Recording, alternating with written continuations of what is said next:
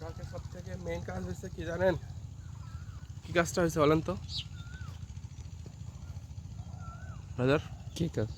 কালকে আমাদের মূল কাজটা কি হয়েছে বলেন? আমাদের মূল কাজ হচ্ছে সব থেকে কাজটা হয়েছে আপনার এই যে এটা বুঝছেন?